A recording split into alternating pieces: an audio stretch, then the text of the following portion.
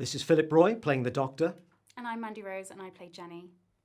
For the Doctor Who fan film, Doctor Who Meets the Scorpion, this is the Type 40 podcast.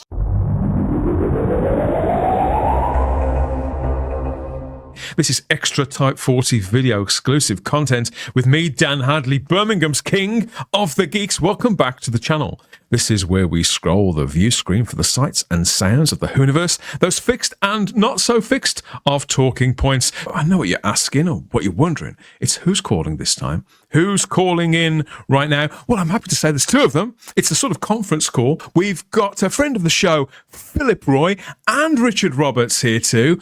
And it's looking resplendent in a Christmas jumper as well.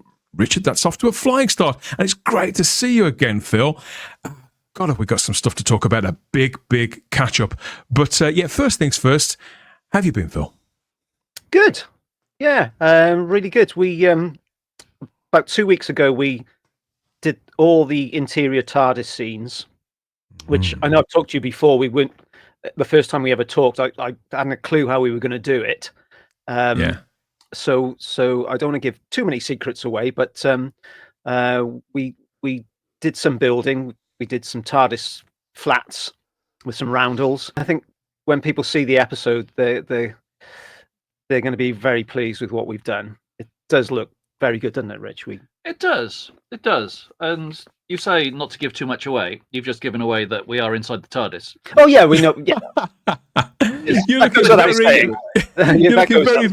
very pleased with yourself here in this brand new-ish picture from Doctor Who Meets the Scorpion. Your long-awaited now fan production. This is how we first met, wasn't it, Phil? I think we first started talking middle of 2023, something like that. So we've got quite a lot to catch up on. I think I saw you in person a few months ago at Hooverville. We'll talk about some of that as well. But how I like to start off these shows is by looking at the old girl, looking at the TARDIS herself. Funnily enough, usually I pop up a picture of a TARDIS somewhere that one wouldn't expect to usually find it.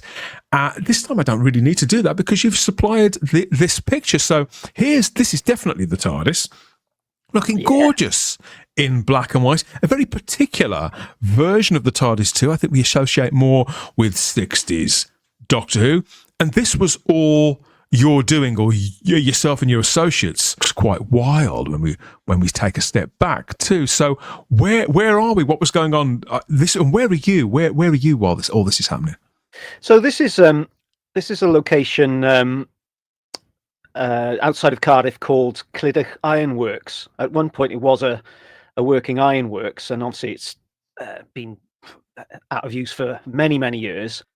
We needed to have a tunnel or some sort of tunnel where the Doctor emerges from, looking a bit worse for wear, shall we say? Okay. And there's lots of tunnels around, railway tunnels around in the valleys and Merthyr Way. But the trouble is that they're quite hard to get to. Now, this one was fairly easy to get to in terms of getting a van there, because obviously you don't want to trudge TARDIS bits too far. You want to be able to park up fairly close to it. So so this was ideal, really. And and there's not, although it is a tourist destination, it's certain times of the day it's very quiet. So we sort of did a bit of guerrilla filmmaking, shall we say, and just popped the TARDIS there and filmed as guerrilla filmmakers do. Filmed what you could before somebody came to move you on. What we were doing. It's a spectacular prop as well. It looks very accurate to the TARDIS as it would have looked throughout the 60s. Yeah. It's a chap called Ben May. He came and filmed with us the first ever filming shoot that we did. He brought down his chase style Dalek and mentioned that he had a police box. And again, at that point, I didn't know how we were going to film. I thought we'd just cheat and not show the TARDIS and, you mentioned that to me. Maybe use miniatures or CGI or something like that. But Ben was quite happy to come down again with the TARDIS. He does a lot of conventions where they set it up. So we got him in, and really great to work with the police box. It's if you're playing Doctor Who, there are sort of certain things you have to hit really to make you feel like the Doctor, and Yeah. standing inside that police box and opening the door was certainly one of them. Certainly made me feel like I was playing the Doctor. I mean, this is the thing when it comes to that box and that kind of imagery, isn't it, Richard? We've all seen, or most of us have seen, the classic episodes, and even though I know that your film is in full colour, Phil, there's something about black and white and Doctor Who. It's almost as if you're embedding yourself and it into the real sort of DNA of the property of the legend itself. I believe that Doctor Who, you see, exists outside of whatever is or isn't going on in the current television production. I think it's far, far larger than that, culturally, and this kind of association and this almost like visual language, it just seems so right. Are you a vintage Doctor Who fan as well, Richard, or is this something you've been roped into sort of against your will? Well, I grew up. My first Doctor was the latter era of Tom Baker, but I consider Peter Davidson actually my Doctor.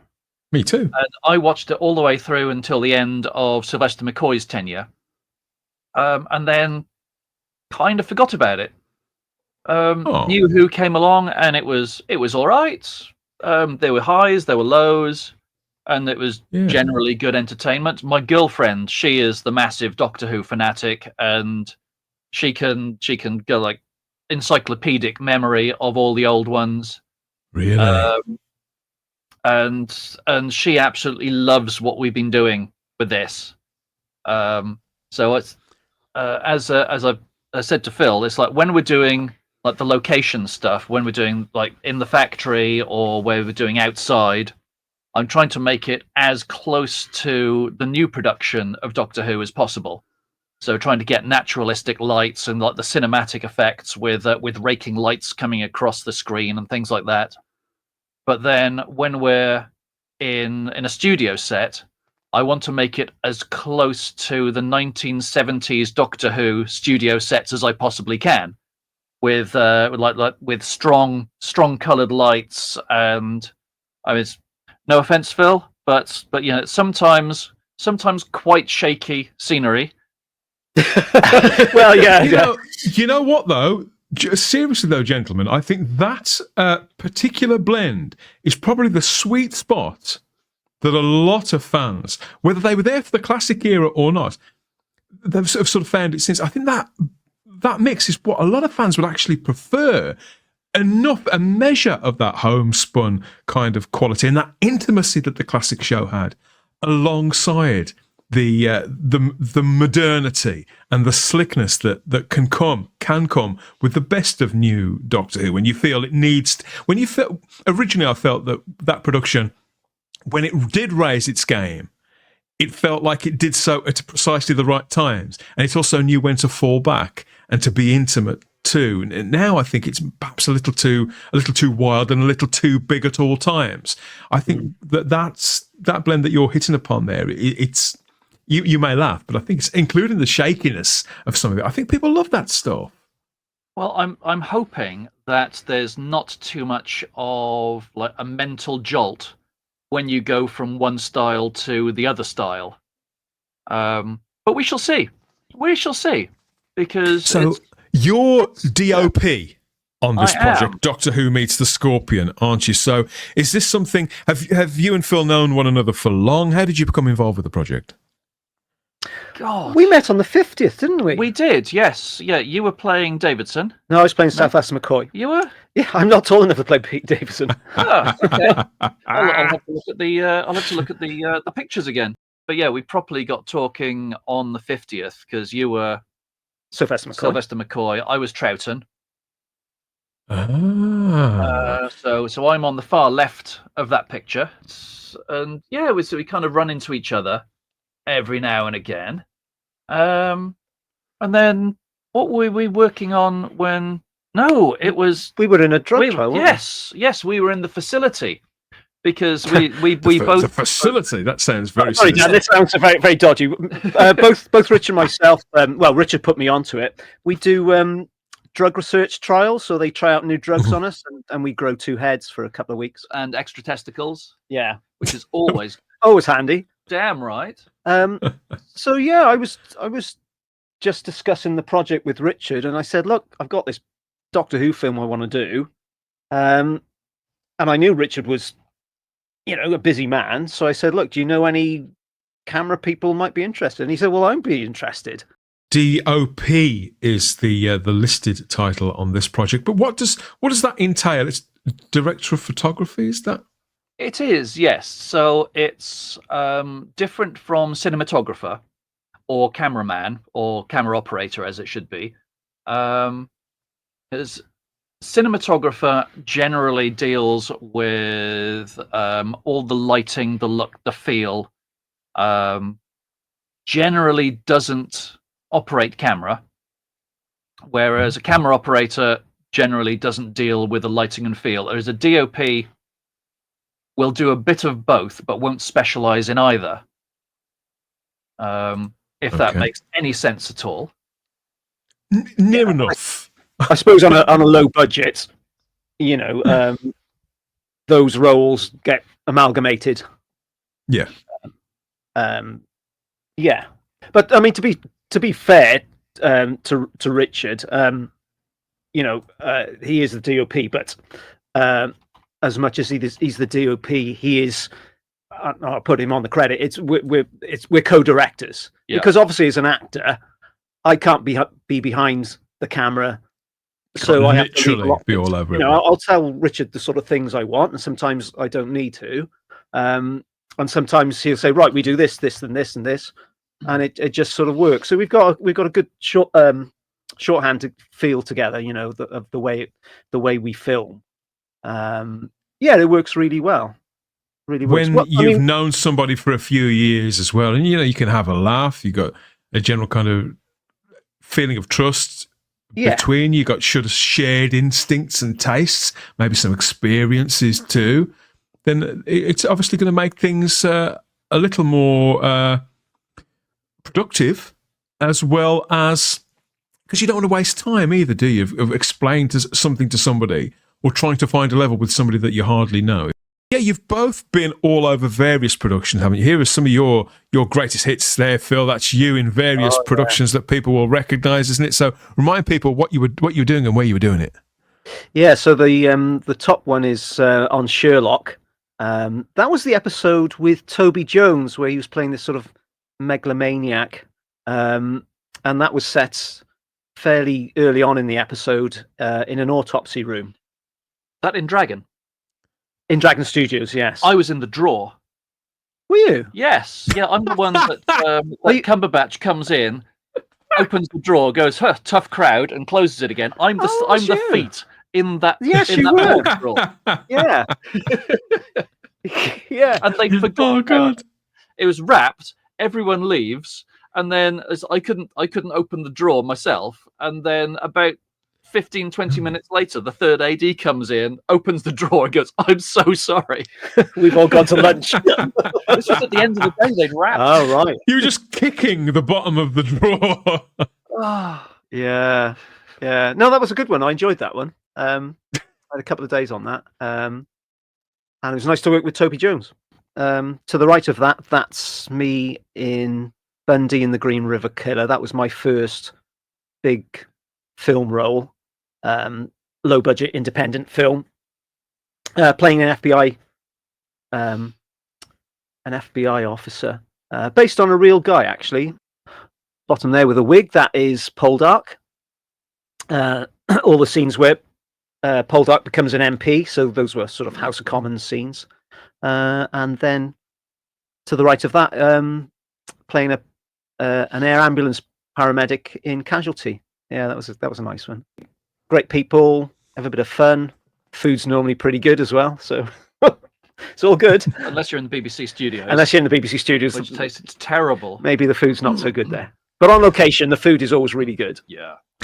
Because when you told me about working with Richard as well, Phil, you said, "Oh well, Richard's been in 101 things, and he's also been in Doctor Who." And he sent me a list of all the things that you've done, Richard. It's easier to sort of list the things that you haven't done, or more particularly the costumes that you haven't been in. I mean, these are just some of your greatest hits. I don't know if you're in any of these pictures, underneath any of these prosthetics and armors. You are? Yeah, not the Dream Crabs, because I only did Dream Crabs live during the Doctor Who Symphonic Spectacular tour. Let's see, the Maya Warriors. I'm either the second from the left or the second from the right. The Jadoon, that was for the Joe Martin episodes in Jodie Whittaker's era, and I'm either back left or back right.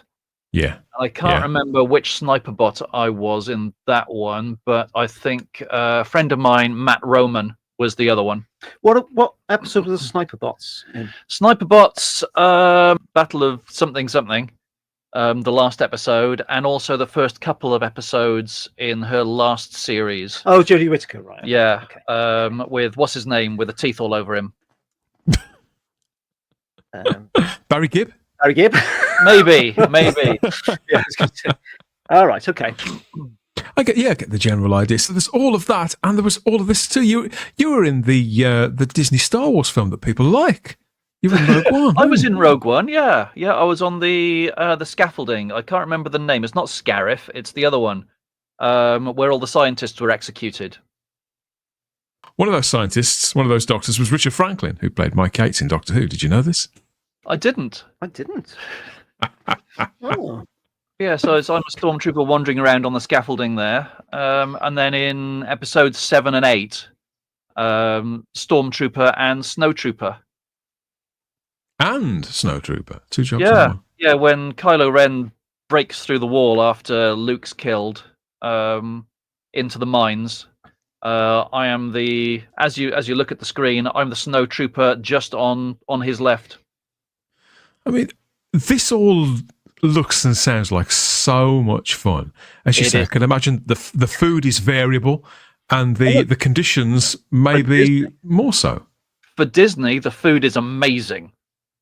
It is absolutely amazing. They throw all the money at craft services. Can't say a bad word for Disney about craft services. Stormtrooper armor. The original Stormtrooper armor is all right, because you've still got some movement. You can't. The reason that they don't bring their arms up, to actually use the sights on their guns up to their helmets, is because you can't physically bring your arms up that high. It's quite badly designed armor, and they haven't changed it to actually give you full range of movement. So that's why stormtroopers can never hit anything. Technically, no, that's completely wrong, because it's like, the whole thing in A New Hope. They let us go. It was too easy. Yeah. The stormtroopers have been told to let them go and not to shoot them. Whereas at the start, they were killing rebels left, right, and centre. Yeah. On the Battle of Endor, they were killing rebels left, right, and centre. Yeah. But they're always very bad shots when they need to be. Oh yeah. In these films. Oh yeah, always. It's only now, looking at pictures, now you've explained it, that I do see. Being Jadoon and Cybermen and Daleks and all these various things, there must be some sort of childhood fulfillment sort of going on in play somewhere with all of that. But the fact is, to make a lot of this happen, as you say, there are practicalities too, aren't there? Not just people who design the props and the costumes, but put the sets together as well. And so for you guys to turn your hand to practically anything and everything to make something like Doctor Who Meets the Scorpion assemble, come to a reality and gel, that's really something. So I'd imagine that the skills that you haven't already got, you've got to either pick them up from scratch or refine them, Phil. You say you did a lot of the woodwork on this yourself? Yeah, I'm not a natural woodworker, but I'll have a go. And Nick, our cameraman, camera assistant, he's pretty good at woodwork, so he helped me build the frames on it. But yeah, I was there with my jigsaw and my big compass, sketching out circles and cutting them out. So yeah, you do pick up these skills along the way. Really, I think it's needs must. You do look very, very pleased with yourself, and very doctorish too in the images that you put out on social media, because you shared this, and I think I left a comment saying you've done it, because this was the thing that you really didn't know, as you said, not just how to do it, but if you could, if it was possible, if it was the compromise that you'd had to live with. But it seems like you've got the walls, certainly. So I think that's the most important part, isn't it? Yeah, and I think one of the other problems that we had was, whereas when we were filming in the warehouse, we only had that for the weekend because it's a working factory. So anything you would build had to be basically put up and taken down in a weekend. And when we filmed the TARDIS, we were in a community centre. So although it had to come down by the Monday, I had room for the week before to actually build, if you know what I mean. And there wasn't people coming in and out, and I didn't have to work around that. So it just meant I had a little bit more leeway. So it was an ideal situation on that, really. But yeah, pleased to get those scenes and under my belt, really. And we've only got 2 more scenes to do, really. Until you add something else. No, I won't be adding anything else. You say that now. Oh, okay. But we are going to film. One of the scenes is literally just sort of 10 seconds, 20 seconds at the most. So to build what I need to build and that expense, we're going to actually film a couple of bits and pieces, should there ever be a second or sequel to the film. Oh, that bit. Yes, that bit. Right, yes. Yeah. Spoilers, sweetie. Spoilers, yeah. We hope that it will go to a sequel, but obviously, if we do, the Doctor Who Meets the Scorpion will have to be so popular that it can crowdfund. Since you first started putting word out about this, which was the middle of 2023, wasn't it? You've always pitched it as a fan feature film, which was ambitious enough in itself. This wasn't a 10 or 15 minute thing, but the hook you've sort of hung it on is that it is a passionate tribute to specifically the classic 70s and 80s incarnation of the show.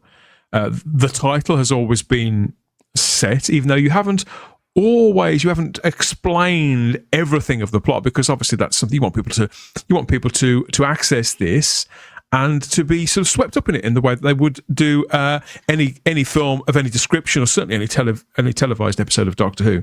But it's to be released as a non-profit film on YouTube, purely for fans to enjoy.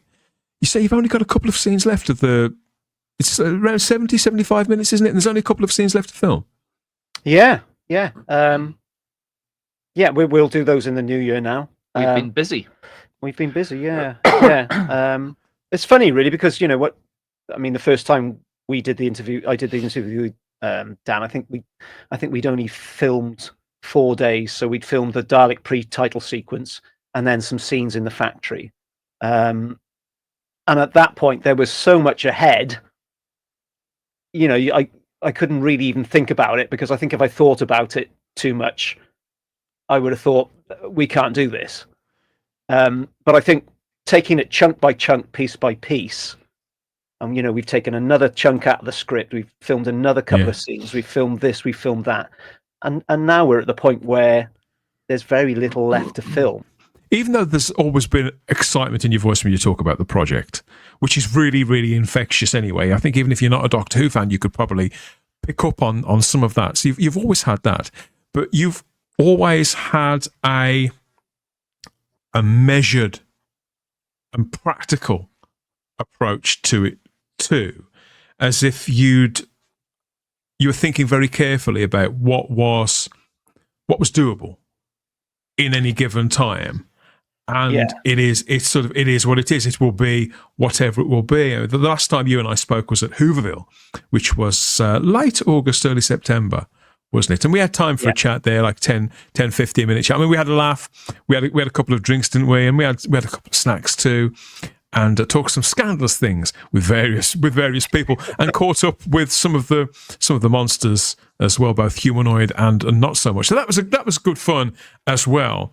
But you were saying then how you'd still got quite a lot to do. You're talking about some of the frustrations involved, but you were about to premiere a trailer. We've had the trailer for a little while now, so I think if people haven't seen this could be a good junction to show them a snippet of Doctor Who Meets the Scorpion, so they can get an idea of what we're talking about and some of the flavour. I think you put this out about 6 or 7 months ago. We're going to take a look at it now.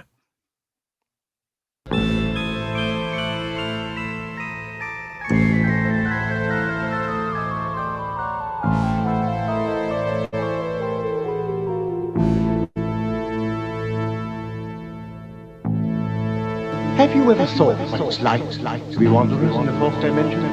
Have you? But one day... Yes.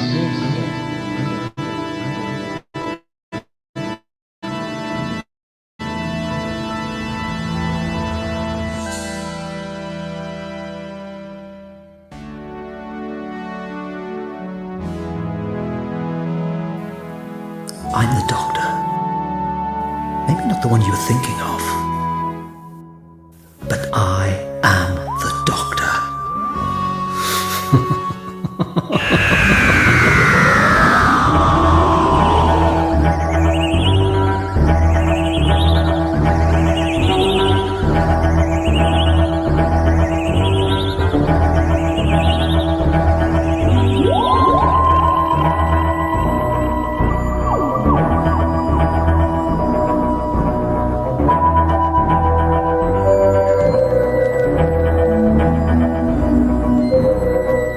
I'm the Doctor, by the way. And you are? Jenny.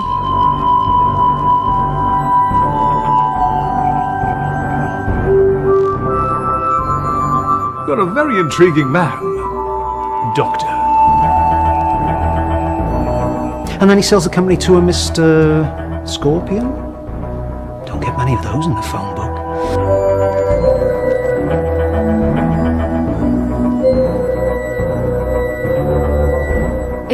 So, Alien?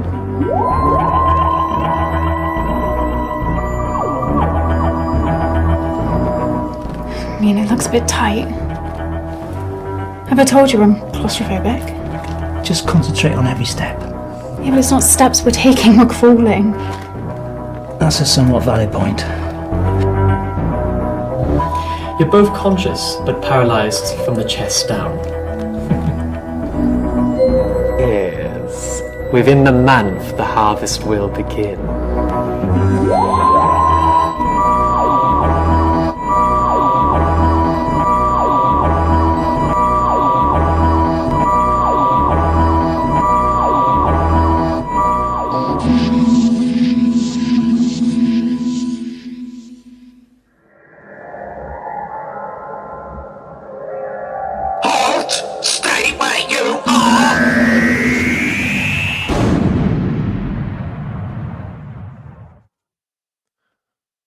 Wow. Am I allowed to say wow? Are you allowed to say wow? It's really great, Phil. You must be really proud. I have to say, I get the hair sticking up the back of my neck there with the Dalek turned around and addressed you as the Doctor. Yeah. As Doctor Who. Yeah. I think for a project of this scale, you've got to have the Daleks in. I don't know. Maybe it was me awake at night pondering things, and I just thought, well, there's no reason why you can't bring some of the elements of the Peter Cushing films into, what we think of as the TV version. So I mean, I love the Robomen from the second film. I love the look of the Daleks. They're quite colourful. So yeah, I didn't see any major reason why you couldn't cross those parallel universes, if you like. No, I think it was a good decision. So we've seen behind the scenes as it's all been happening, and in some ways that's risky with a small R, because it could mean that by the time the thing starts to appear in any kind of completed form, that people have sort of seen how the sausage was made. But there's something of the magic of Doctor Who about it that diffuses that. I think Doctor Who. Somebody once said that Doctor Who is the antidote to cynicism. I've always agreed with that as well. But it's also got this way of sweeping us away. The combination of the music and the ambience. It doesn't matter how many pictures we may have seen or what we may know, who we may know that's up there on screen in that moment. Phillip Roy, you are Doctor Who. Oh, thank you. Yeah, I think there's always that balance between revealing too much and keeping the interest bubbling. Funnily enough, as you were showing that trailer now, before we came on, we've been finalising a second teaser trailer, which will probably be, I'm guessing, will be out by the time this episode airs, of this podcast airs. Yeah. So we can always send a copy over so he can include it in this. Have you found that as you've been filming it, that coming to it as an actor and plotting and playing it all out, has your grasp of that character changed as you've been playing it? And what of the other cast members as well, such as Mandy Rose, who plays Jenny, or Brian Smith, who plays Taylor, and various other people. Lucas Edwards is the Scorpion himself. How have they found it too? Because it's obviously a shoot on something like this, because of the necessity of it being the way it is, of being a fan production, filmed when and how people can do it on a practical basis. Means that you've got that longer period of time where, you know, people may change how they look at it in the time in between. How's everybody found it as a unit? Well, in terms of with Brian and Lucas, we completed their scenes last year at Christmas time. Okay.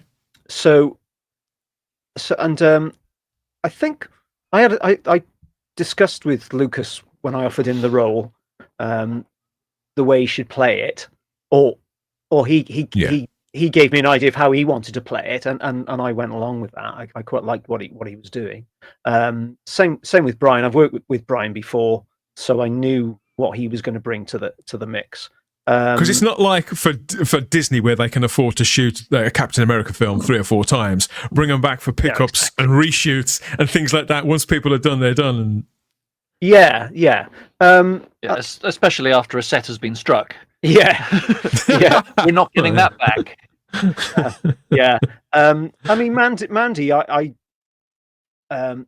wanted her to play it as she wanted to play it. I don't want to force my idea of the companion on her. I mean, obviously she's written to be capable, but she's not a soldier. You know, she's just an ordinary girl in extraordinary circumstances. That's the character, but she steps up to the mark, which all good companions or characters do. You know, you think of Sarah Jane. You know, she was just an ordinary journalist, but faced with extraordinary circumstances. Because it would be so easy to overplay a part like this, wasn't it? To spend all your time sort of gasping and going sort of big-eyed and things like that. But it actually seems quite contained how Mandy's playing this. Yeah, but I think that's because the actors that I've picked or cast have a good grasp of TV and film acting. You know, there's a big difference between stage acting and TV and film. It's much more contained for the camera. They still know when to go full ham, though. Oh yeah. I mean, there's a lot of scenery chewing in a couple of things, but it's like, this is good scenery chewing. Yeah, you need, like I've said before, you need your villains, especially if you're aiming at that sort of 70s, 80s feel. You need your bad guys to chew a little bit of scenery. I think like all of the Doctors, really, you have that. It's written that the script is written to be the Doctor, you know, with all the eccentricities that he has. But at the same time, I think you put a lot of yourself into it. I think if you try and go too far away from who you are, you can struggle. You seem like a kid in a sweet shop in some of these videos and pictures that you've put out throughout absolutely. the process. Yeah, I mean, which Doctor Who fan wouldn't want to play the Doctor? When you've got a Dalek coming up a false corridor, it's what we used to do as kids. It's wonderful, wonderful stuff. And those moments, I say it's a sort of visual language to this particular universe, which may harken back to sort of classic adventure movies and even the serials of the 30s and the 40s. It's all in there somewhere, looking at the footage, looking at the pictures. A year on, certainly from the last time we had an extended conversation about it, I think, oh my God, how on earth has he done this? Because even though you explained to me your approach, which you've just pretty much word for word, you've just repeated it again. It sounds like that has stood you well for the process. There must have been some pretty big challenges, though, in all seriousness. You're smiling about it now, but I would imagine that the schedules haven't always worked out.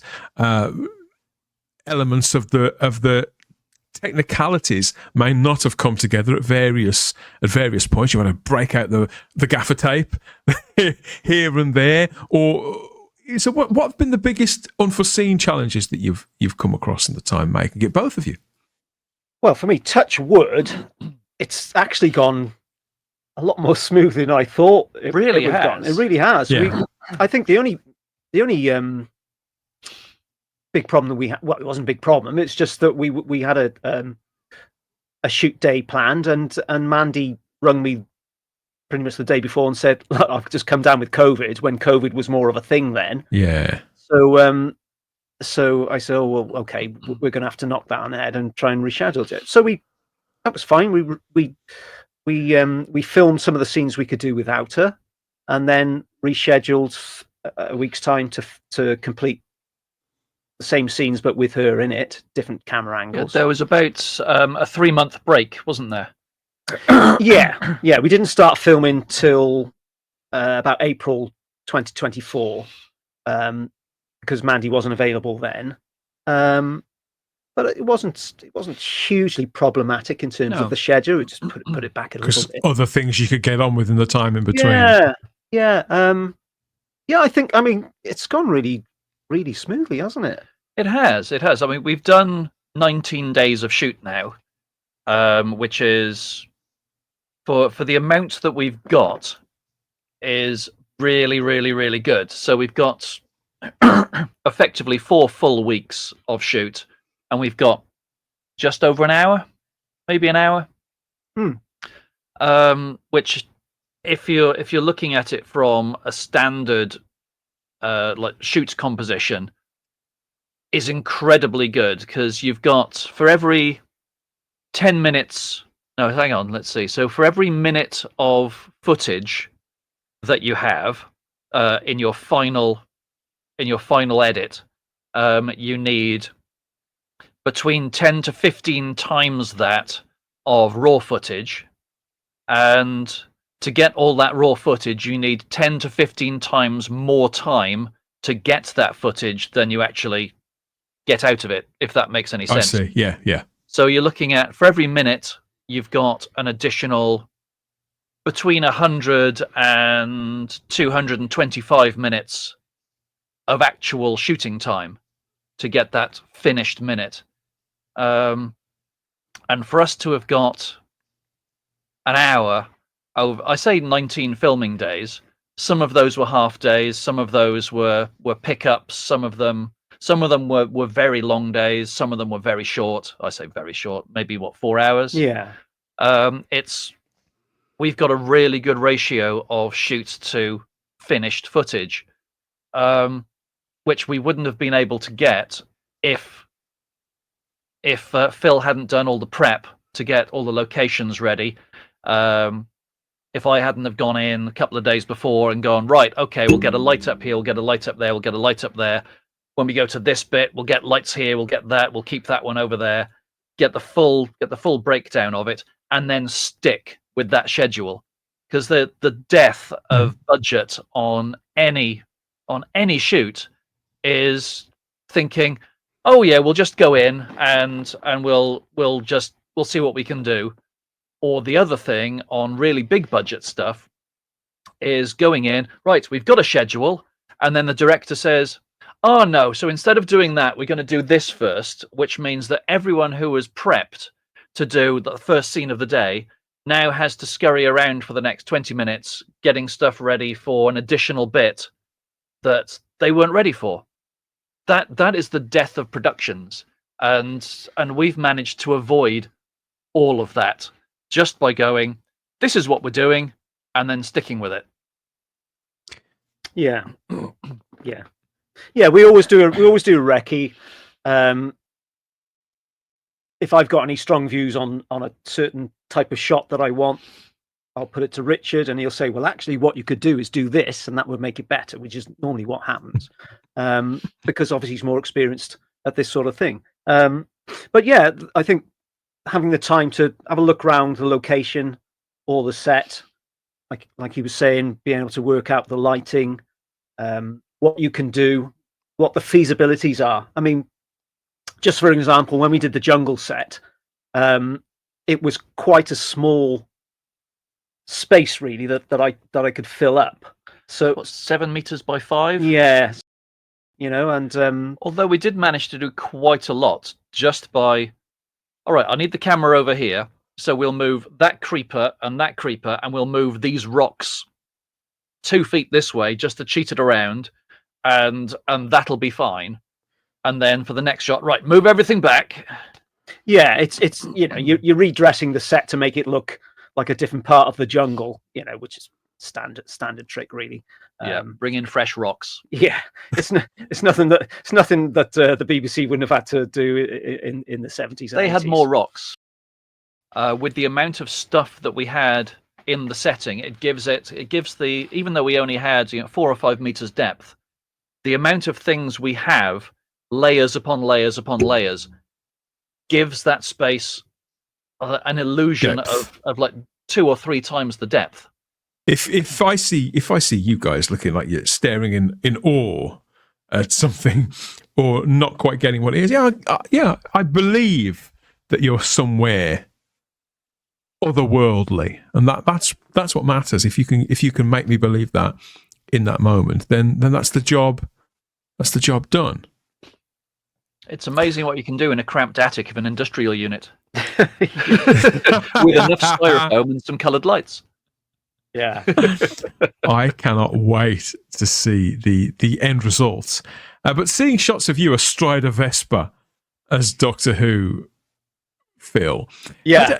It just seems to me, again, the approach seems to be that this is a complete take on this character, that a lot of things have been considered, because it just looks right that with what you're wearing as Doctor Who, that of course he would ride a Vespa at some point. It just all seems, I think it all seems right. Yeah. Well, I ride a Vespa, and you do? David Tennant rode a Vespa, so I thought, well, why not bring the Vespa into it?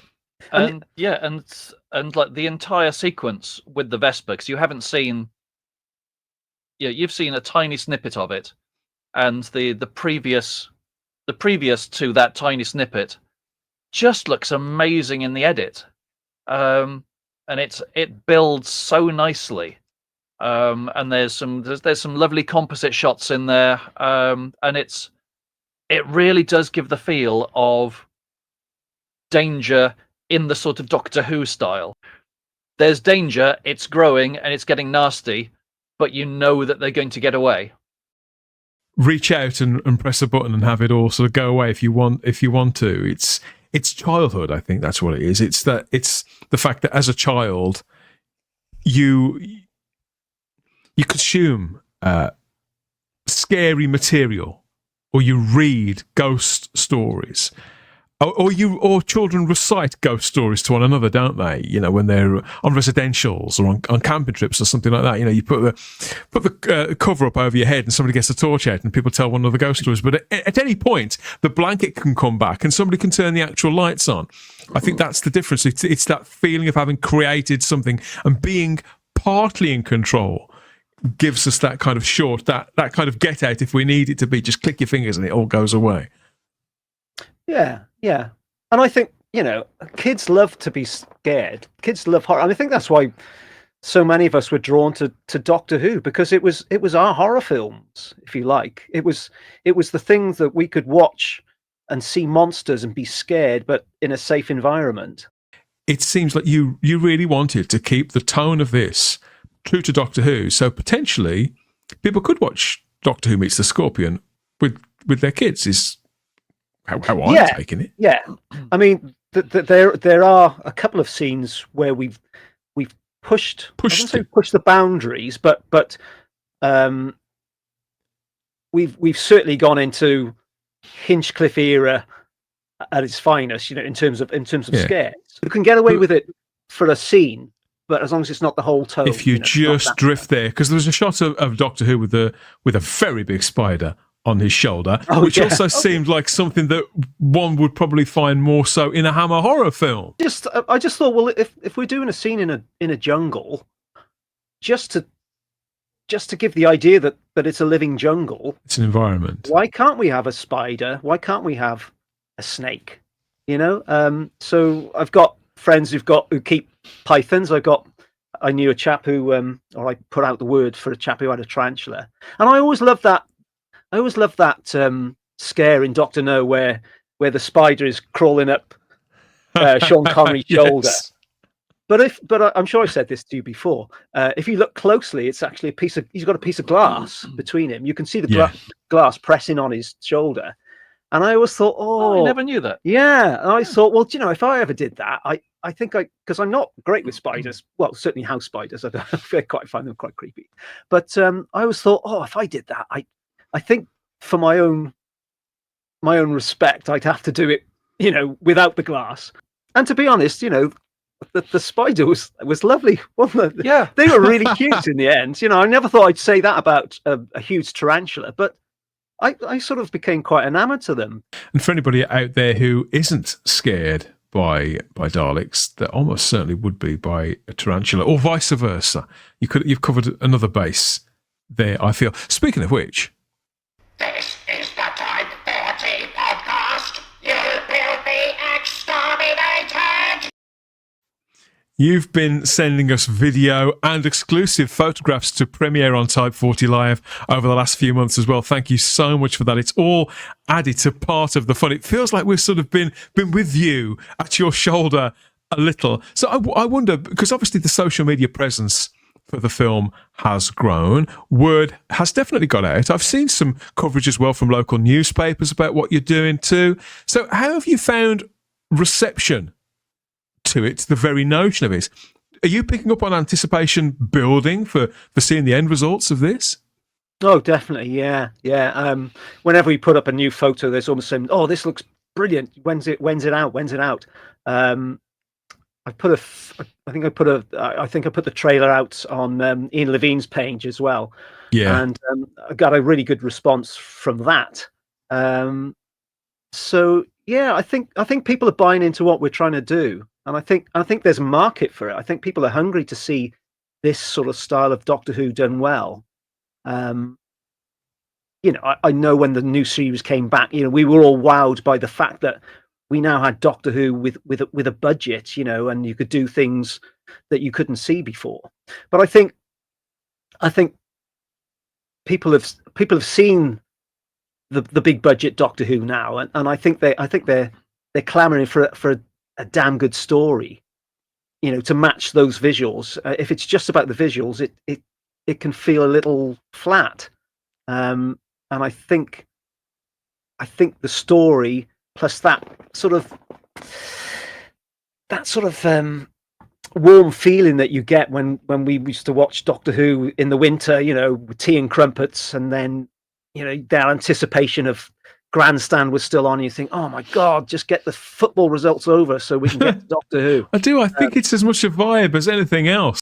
Model shots and green screens and blue screens, and this just makes people go, oh, a TARDIS on a stick. It just makes a change from CGI. I don't understand why the new series isn't filming their TARDIS shots for the title sequence and flying through space with a half scale TARDIS. I don't understand why they're not doing it. Because I can spot immediately that it's a CGI TARDIS. It doesn't. Yeah, immediately you know it's not there. It's not physically there. Yeah, I think they're missing. I really think they're missing a trick. And it's not like they don't use model work, because they've used Mike Tucker with the submarine in the first, when they brought the Ice Warriors back in with Matt Smith's era. They do models. Mike did that massive model of Big Ben in the first series. So it's not that they won't use models. I think they're great. And definitely, we definitely wanted models where we could. If we need a spaceship, we'll build a model and put some green screen behind it, rather than thinking, right, I'll do that. I'll learn how to do fantastic CGI effects on my laptop. So perhaps I am doing it the wrong way, but that's the only way I know to do it as a sort of practical effect. But I think there is a charm in that. How are you feeling about it, Richard, as the process reaches a conclusion? What have you enjoyed the most about it, and how do you feel about people being able to see this at some point next year? Is the plan, isn't it? Yeah. Well, we've got most of the editing to do, so it's going to be a good few months. Period of post-production. Yeah. Oh God, yes. Lots of post-production. So how many scenes do we have already edited? Is it 4, 5? Yeah, something like that. But we've got an awful lot to do. So yeah, we're going to have to spend a good few weekends smashing through it and then tweaking afterwards. But yeah, I think the things that I've enjoyed most out of the entire thing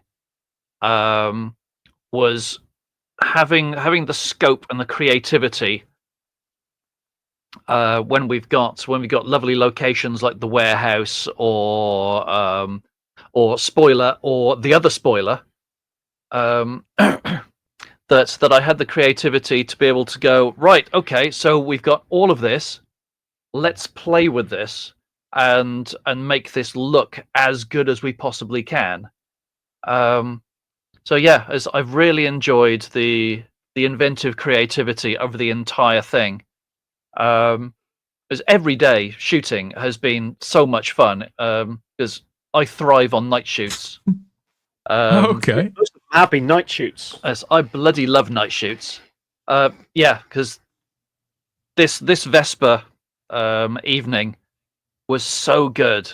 As there's setting up all the composite shots with Leroy, and getting the light just right, to make it look cinematically right, as well as kind of like reality light as well. Yeah. Oh yes, that day was good. Yeah, that was the first day, really.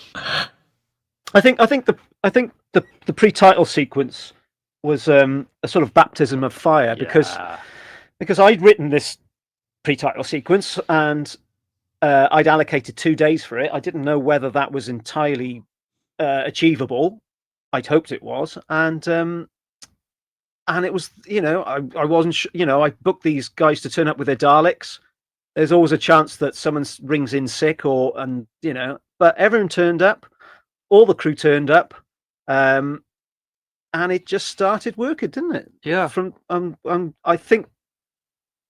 I think after a couple of hours filming, I thought, do you know what, we can do this, and yeah, we did it. Yeah, there's never been a day where I've thought, oh, we've overreached ourselves here. I don't think we're going to be able to do what we set out to do. There's never been a day, I think, that we've ever thought that. No, and that's not to say that the scope of this story is ambitious. Oh God, yes. I mean, it's hugely ambitious. We don't stay in one location. It's I try to keep the film interesting by moving to so many different things, similar to similar to like a Terry Nation story, Yeah. Terry Nation never stayed in the one room for very long. There was always something to keep the viewer's attention. So I think that's why the cast and the crew have enjoyed it, because it's a lot of what we can end up doing at this scale is, I wouldn't say student films, but small scale short films, kitchen sink dramas, where it's more of a technical thing. Whereas with this, we're having fun with it. We're enjoying the process because it is fantasy. It is Doctor Who. There are monsters.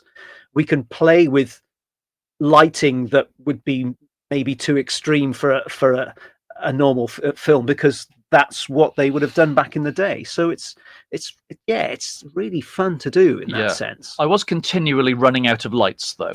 Yeah, we've blown a few bulbs and tripped a few switches. It does look like you've really, really been through it here. Suffered the slings and arrows and come out of it with a few cuts and bruises.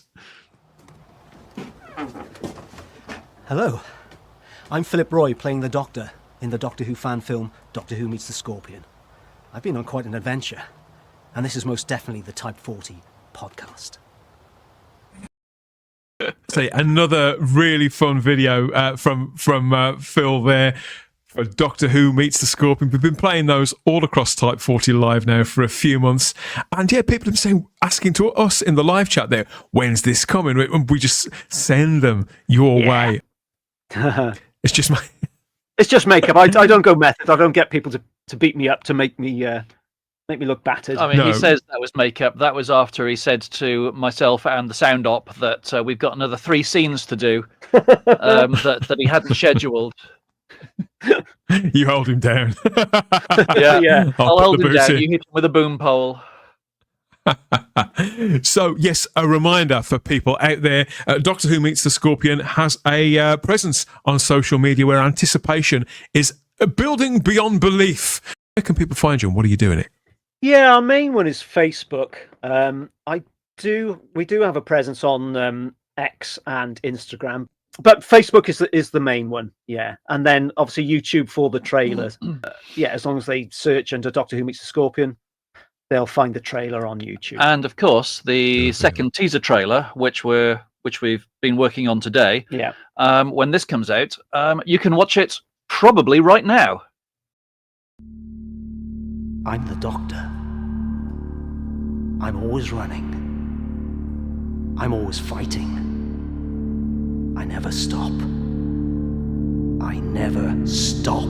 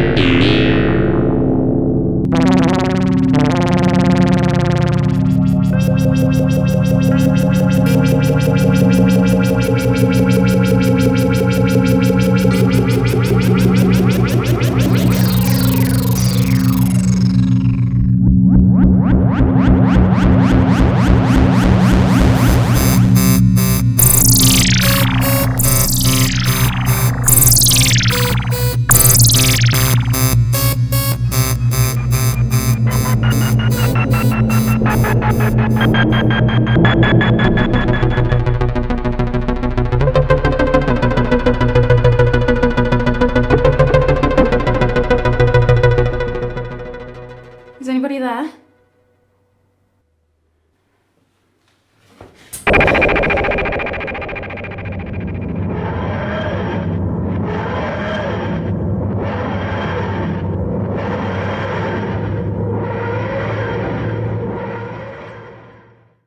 Yet more Doctor Who Meets the Scorpion action and anticipation. I can barely contain myself now, and I thank you so much, guys. This has been fun. This has been a joy to cover so far, and I know you've got some months' work ahead of you. So in even more darkened rooms with probably things that you can't really talk about, and far less that you can show, because you sincerely don't want to spoil it for everybody, do you? You want people to be swept away when it appears. But I can't wait to see the end results, and I do hope we can find the time again to check in at least one more time before the release of Doctor Who Meets the Scorpion, whenever that will be. But I suppose that by keeping an eye on your social medias, that's the best way that people can keep some sort of idea, can't they? Keep a watch on the calendar for what to expect and when. Yeah, some nice surprises for the fans when they see this film. There's things we've kept secret, which they're going to have some great wow moments, I think. I hope so, anyway. How delightful.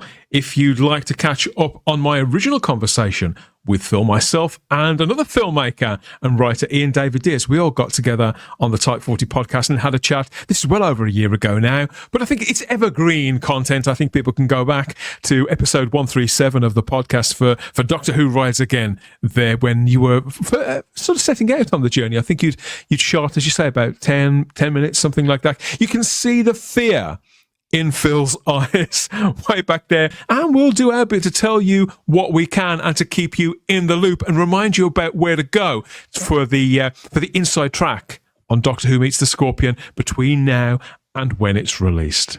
This is Phillip Roy playing the Doctor. And I'm Mandy Rose, and I play Jenny. For the Doctor Who fan film, Doctor Who Meets the Scorpion, this is the Type 40 podcast. Merry Christmas to you both. You did come sort of bearing gifts, the gift of conversation, and lots of ho ho ho there. And I do think that we've done more than our bit here to keep people's enthusiasm pumped up as well for 2025. So you're tagging the new year, in fact the entirety of 2025. You've claimed it, haven't you? It's going to be the year of the Scorpion. That's what I've heard you say on social media. Yeah, definitely. I like it. I like audacity, Richard. I do appreciate that kind of talk. Well, hopefully then it will be out in good time in 2025. I hope everyone enjoyed the new teaser trailer, and there is going to be an awfully lot more to come. And happy Christmas to everyone watching and indeed listening. Leave your comments for Phil and for Richard there below, and have a great one. And we'll see you in the comments. Bye-bye. Bye.